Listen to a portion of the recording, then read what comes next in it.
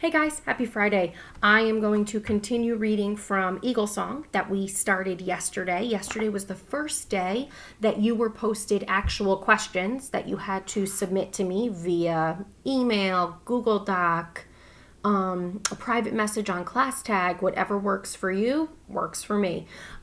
As long as you're getting those questions done, I will do my best at giving you feedback pretty quickly as they come in within reason. Now, although it is Friday and I am going to read, and I do have 2 questions behind me, it's not due on Monday.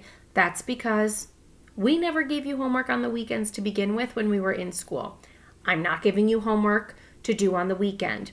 But if you watch this early enough on Friday and want to get the questions done on Friday and submit them, then you don't have to worry about doing anything on Monday, because I'm going to make this due on Tuesday so that when you do log in on Monday, you've got work to do.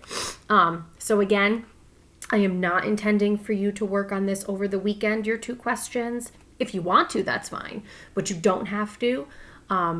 Again, it's not going to be due until Tuesday for that reason. All right, it's going to be beautiful on Saturday. I want you getting outside and getting some fresh air. Here we go. So I left off on page 10 yesterday. I'm going to read to page 13 today. And it still doesn't get us to the end. Actually, it's just about to the... Actually, take it all back. I know that behind me here, it says page 10 to 13. I'm actually... Let me see here. Yeah, I'm actually going to read just to the end of the chapter, which is to page 16. So this is going to be 10 to 16. Okay. Here we go. Or actually 11 to 16. It would take him to a place where there were other people. So he was daydreaming on the train. Remember, of his, what we made the assumption of was Akawasani, his home reservation where he came from. It would take him away from schools and tenements and people who made fun of him because he wasn't the same as them. It would take him to a place where there were other people like him and his parents, a faraway place. If he closed his eyes long enough, the roar of the rumbling wheels would become the sound of the waters of the St. Lawrence River going over the stones. The squeaking of the metal of the car would become the songs of the birds. But he couldn't keep his eyes closed too long. If he fell asleep, he might go right by his stop again, the way he did last week. Then he wouldn't be able to get home before his mother. She would go to Mrs. Fisher's apartment to pick him up, and he wouldn't be there. His mother wouldn't say anything to him if he came home late, but he'd be able to tell from the look in her eyes that she had been worried. She already worried enough about Dad, and the dangerous work he did every day, 50 stories or more above the earth. Danny didn't want to add to her worries, so he let the sounds of the birds and the clear river flow away from him. 2 stops before his station, he opened his eyes, and when the familiar letters that spelled out the name of their neighborhood came into view, he stood up in front of the door and got out of the platform. When he came out of the subway station, he kept his eyes down on the sidewalk, not looking up at the windows. He could imagine people looking at him from those windows, pointing and laughing. Danny reached his building. He put his hand down the neck of his sweatshirt and found the beaded string on which the door key hung. At the top of the stairs, he put up his fist to knock at Mrs. Fisher's door. Their neighbor, a retired lady, gave Danny a snack and kept an eye on him till his mom came home. Sally Bigtree worked until 5 every day at the American Indian Community House. It sometimes took her an hour to get home from there by subway. Danny usually did his homework and then watched TV with Mrs. Fisher while he waited for her. But down the hall, the door to his own apartment swung open. He saw 2 things that brought a smile to his face. The first was his mother, home from work, much earlier than usual.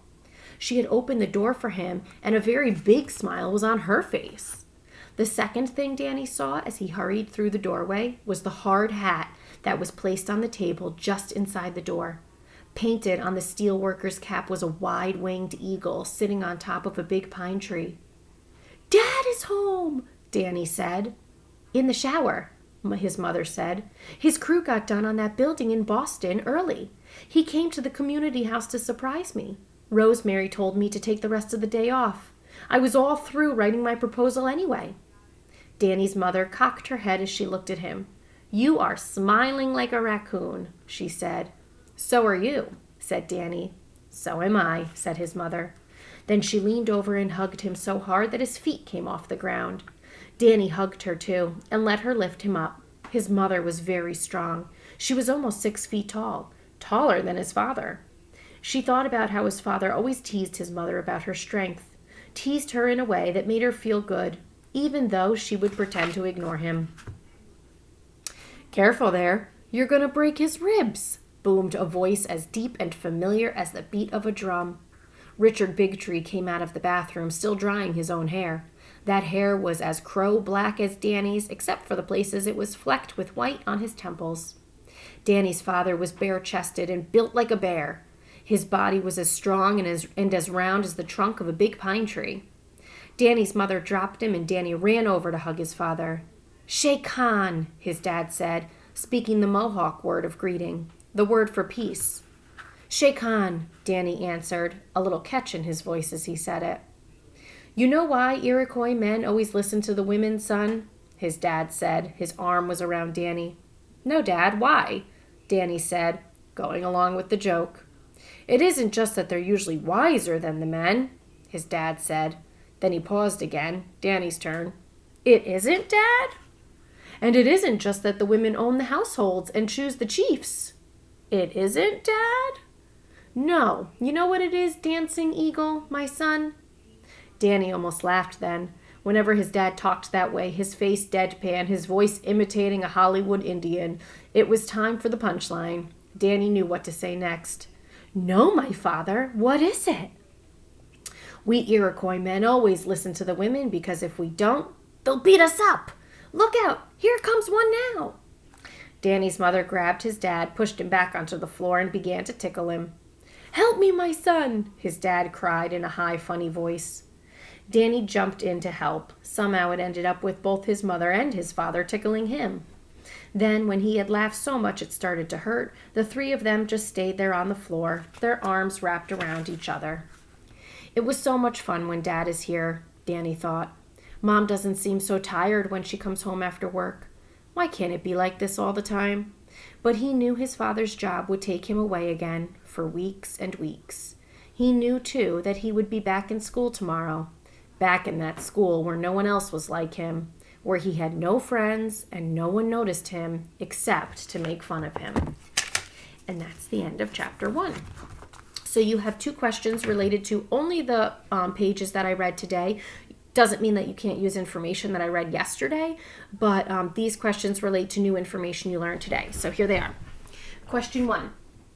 What is the importance of the eagle for Danny? So think about where I had just started reading, and you may want to go back and listen to the end of yesterday's video where he pictures himself as like a soaring eagle, and then remember the eagle is also on the hard hat that his dad wears, and his dad happened, if you caught it, happened to call him Dancing Eagle.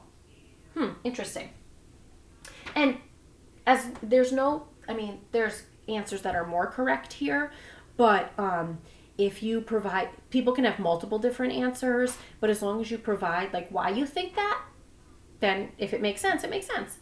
And number 2, how does the father's presence make the family feel? And how do you know this? This presence is not spelled the word like a present, like a gift, or like in the present. What this means is your presence, you just being there, right? So how does the father just being there make the family feel? And how do you know that? All right. So here's your questions. If you want to pause the video when, and then you can do your answers so that you have the questions in front of you. All right. And again, remember, this isn't going to be due until Tuesday. So if you want to do it today, you absolutely can. But you'll also have Monday as a school day to work on it as well. Okay? Take care, guys. Have a wonderful weekend. Get outside, some fresh air, and we'll see you later. Bye.